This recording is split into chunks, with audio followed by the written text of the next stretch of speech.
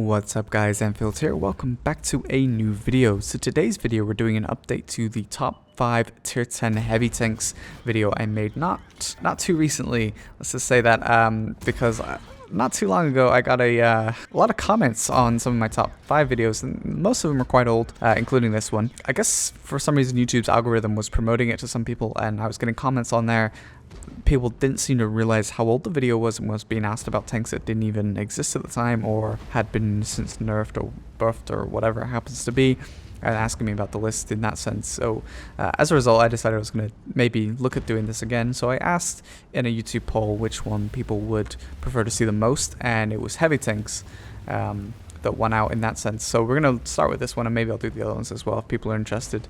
But yeah, so top 5 tier 10 heavy tanks. Now, I had a lot of ideas of how I was going to measure this time around, but ultimately it became a little bit too complicated when I had too many factors involved, difficult to measure, and I decided that it was two things that were really important when looking at any tank, and that's skill floor and skill ceiling. Now, if you're unfamiliar with these terms, essentially what it means is skill floor is how well the tank does in the hands of a new, bad, or average sort of player.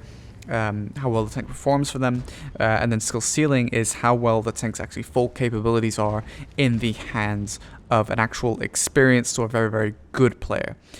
So these are the two factors I'm going to measure against through a scale of 1 to 10, and then I'm going to add them up, divide by 2 to get the average between that, and that'll give the actual final rank for each individual tank. So this is before patch 9.22, so no new Russian heavy tank. I think it's a 705, can't remember. That tank's not going to be in here because, well, it's on the test server. I don't have a full idea how the tank's going to really perform in the live server. Very different environment, so to speak, so I don't really want to do it that way. I could wait and give it a lot of time so I could really evaluate the tank in the meta, but ultimately I decided against it. I mean, I want to make more videos on 1.0 when that gets released, so I don't want to delay this video for too long, otherwise I procrastinate way too much. So yeah, that we're going to do it this way before patch 9.22. So let's get started. At number 5 we have the T57 Heavy, which was just about inching in here over the AMX 50B, and the reason I decided to include the 57 and not the 50B was because it just got a higher rating in the skill floor, even though the 50B was slightly higher in the skill ceiling. And the reason for that is the 57 is just, well, to start with, it's slower than the 50B, and I feel like faster tanks, a lot of players rush and die in those tanks. It's easy for them to kill themselves in faster tanks. You see it all the time with light tanks. It's not really a main reason, it's something that's sort of I notice, I guess, but the 57 has greater DPM than the 50B, which means it has less exposed time. It is far more lethal in a close range brawl fight or mid-range brawl fight than the AMX 50B is. It's a smaller target, it has better overall armor, especially in the turret.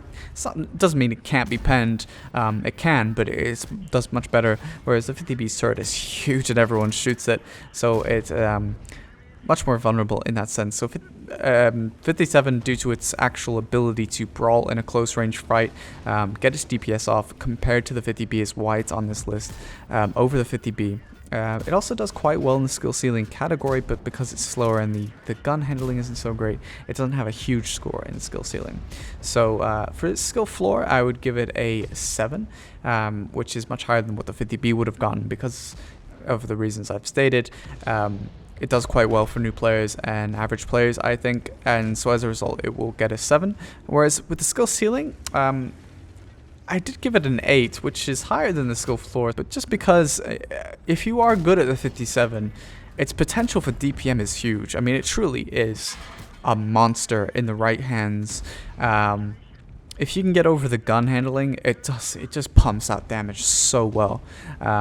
In the current meta, it's quite good at dealing with some of the Type 5 Heavy's mouse situations because it can just chunk through their hit points quite quickly, especially if you are more than willing to use the heat rounds of the 57.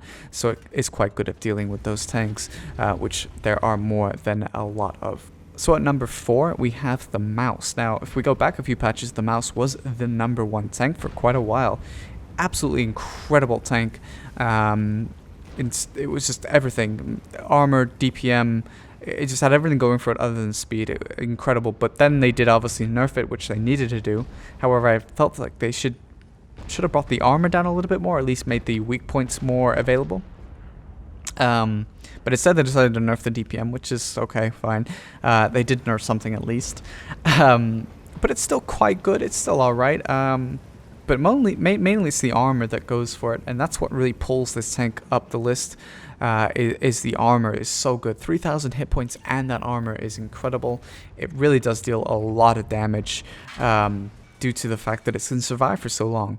The main issue it has going for it is that its DPM isn't great anymore, and the accuracy as well isn't so great, but it struggles to flex a lot, I guess I would say, and that's the biggest issue with the tank has, is its speed is so slow. If you pick a wrong tank, it really doesn't carry very well. So for these all factors together, I put the skill floor at a 10, which is really obviously the best I can give it, and that's just because for any sort of average Joe player, it is an easy tank to play. I mean, you can accidentally bounce shots, and it can even bounce premium rounds. It does so well. However, for the skill ceiling, I only put it as 6, and the reason for that is just it can't flex, it can't do anything like that, and other than like being really good at angling the tank, which is a skill for sure, knowing where to pull the turret away and things like that when you're not firing, things like that. But it's not like incredible. It's not super difficult to do that. And then at the end of the day, it's you can't flex with it. So as a result, yeah, I have to give the skill ceiling only a 6, which as an overall rating is an 8, which is still pretty good. But you know, it could have done better if it was able to flex around, which obviously we don't want to see race car mouse tanks. So we're never going to see that, but yeah, that's why it doesn't get a higher rating there. At number 3, we have the 113. 113 is one of the tanks that's been a favorite for quite a few people for quite some time, I would say. A lot of people are really, really big fans of the 113, for good reason. It is quite the brawler, you know, get in your face sort of tank. It pushes well, it's got good speed, it's got good armor, it's got good alpha. It's got a lot going for it, really, the 113, and to be honest with you, it's not a tank I've ever really enjoyed all that much, but I can appreciate why other people have enjoyed this tank. After the gun depression buffs as well to its side, it's much better. It plays on those hills a little bit better as you sort of go up on your side and poke over with your really strong turret. The alpha is higher than your average, you know, sort of 400, 120 gun, and that's really quite useful, actually. And at the end of the day, that does help the new players or average players play the tank, because alpha is always easier than DPM to utilize. As for the better sort of population of players, I guess, the tank is quite a favorite because it is like an average Joe, but it's good as an average Joe. You know, it's not just like meh. It's not bad, but it's not great. A lot of the stuff is pretty good, and so as a result, it does everything pretty good. Side scrape, bully on hills, smack people with alpha. DPM is alright, and you can flex around. So it does do quite well at everything. Not incredible, but it does do it pretty well. And so as a result, it's just a reliable tank at the end of the day. And so that's why it's quite popular to play. So for both skill floor and skill ceiling, I'm going to give it an 8, which is obviously overall 8, which is pretty good rating at number 3. So at number 2, I toyed with this for a long time, trying to decide how I was going to sort of look at these tanks at the 1 and 2 spot, and which one was going to take the top spot. And ultimately, I decided number 2 would be the Super Conqueror. The Super Conqueror is, as many of you know, an incredible tank. It has a lot going for it. Some people call it overpowered even, and it really depends on where your view of where the balancing mark should be at tier 10. For me, if I was to redesign the game, I would put the balancing mark at the highest 4. I think that's the most balanced heavy in the game. So in that sense, the Super Conqueror would be overpowered. But if you're looking at like newer tanks that Wargaming have released, the Super Conqueror is just common. It's normal in terms of what Wargaming have been going for recently. But the tank is a big favorite out of a lot of players, including the sort of higher end population skill-wise. So it's a very, very popular tank. its ability to play on hills is, well, basically unrivaled. I don't think there's any tank that really does it better than the Super Conqueror. It not only has incredible gun depression and a very, very good turret, but it also has the incredible DPM to match. So it just outplays everything on hills if you play it in that kind of situation. What really sort of bogs the Super Conqueror down is, one, its speed, it's quite slow, and two, its frontal armor isn't good, nor is its side armor really that much better. And that's where the Super Conqueror really fails more than anywhere else. But because its strengths are so good, if you exploit those strengths, it is an incredible tank. And because you have to learn how to exploit the strengths the most, and in a lot of flat terrain it's not so good and difficult to sort of make work as well, that's why the Super Conqueror is going to get a sort of skill floor rating of 7. I think for your average player it's a good tank.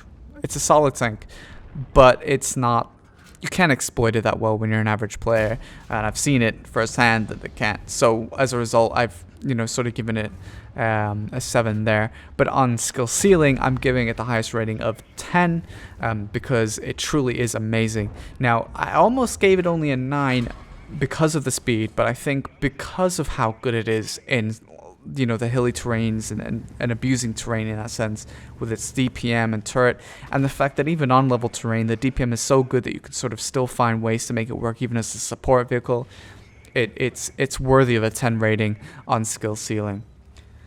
So at number 1, as many of you will have guessed by the Super Conqueror being second, it's the WZ5A, barely getting the number 1 over the Super Conqueror. And ultimately, all it comes down to is that the WZ is a better overall tank for every type of player. And I had to put it here because ultimately, when it comes down to it, the alpha, the speed, the gun depression, the turret armor, everything that the WZ has going for it is basically a testament to the number 1 spot. I mean, it just is a great tank. The ability of the tank to carry games is evident in its ability to punch a lot of damage into tanks quite quickly. It's got good DPM considering the alpha, and then on top of that, it's pretty quick. It shifts around the map quite quickly. For a heavy tank, that's important in order to carry. Your ability to flex around is really, really important, and the WZ can certainly do that. On top of that, it does play on the hills, not as well as the Super Conqueror, but still pretty well, especially because when you're taking quick pop shots over the hill, to have the kind of alpha the WZ has, it's just, there's not much that goes better than that. So it is a very, very, very good tank, and it certainly deserves the number 1 spot, I think, at the end of the day. So on skill floor, I'm going to give it a 9, and skill ceiling, I'm also going to give it a 9 with an overall rating of 9. So that's higher than the overall rating of the Super Conqueror at 8.5, just by a little bit. So very close here at the end, but WZ, if it had hull armor, would be a 10. So a very, very, very good tank.